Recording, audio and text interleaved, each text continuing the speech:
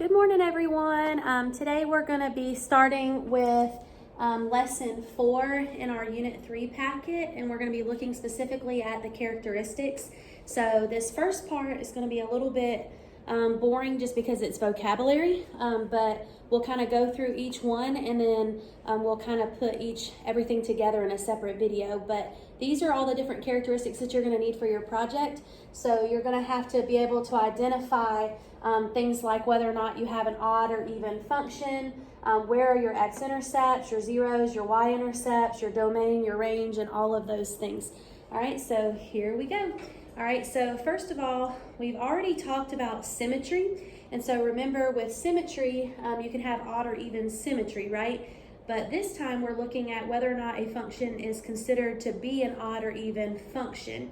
So the characteristics says that if the function has a leading degree that is odd, then it will be an odd function, meaning the end behavior will go in opposite directions. So I like to say the ODD goes with the OPP, odd, opposite.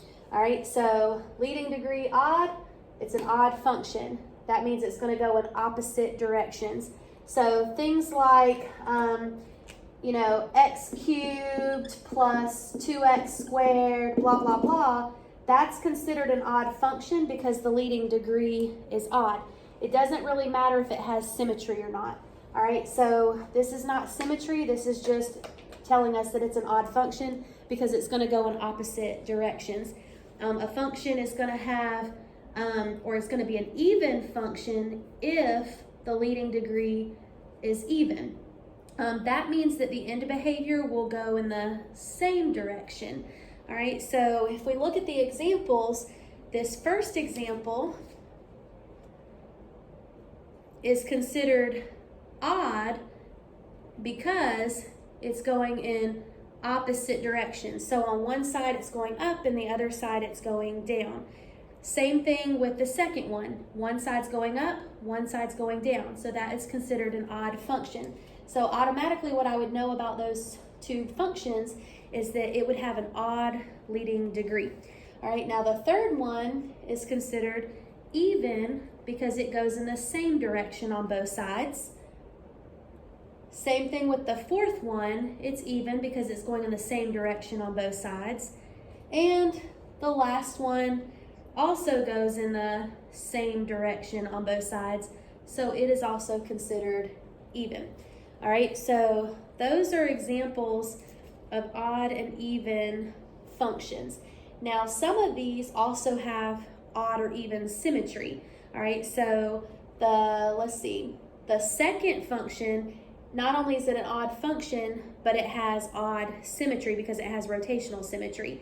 The third and the fourth functions are both even functions, but they also have even symmetry because you can fold them like a book with the y-axis being in the middle. All right, so it's okay to be an odd function and not have odd symmetry. All right, and vice versa. All right, the next characteristic that we have is our zeros, which really just represents our x-intercepts. And remember, that's where the graph crosses the x-axis. And then the y-intercept is where the graph crosses the y-axis. It is important to know that if the function is in standard form, the y-intercept is also represented by the constant. That means if I had y equals 2x squared plus 7x minus 8 would be the y-intercept because that's where the graph would cross the y-axis. All right, now if we look specifically at our examples, this first example has only one y-intercept, which is at 0, 0. All right, but our zeros cross right here at -2, -1. So -2, -1, 0, 1, and 2. All right, so those are all the zeros for that particular function. For our second example, we have 3 zeros, approximately -2.2, 0, and positive 2.2, and I'm estimating that. But the y-intercept only occurs at one location, which is 0, 0.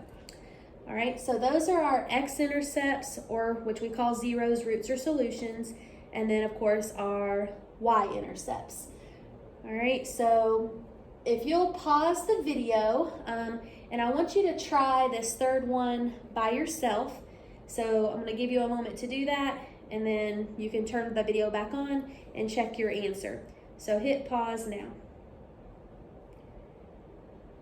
All right, so on this third one, you should have said that there were x-intercepts or zeros at -2, -1, +1, and +2. And the y-intercept is right here, so that is at 0, 4. All right? Now press pause and do the same thing for that last function, and let's see how you do.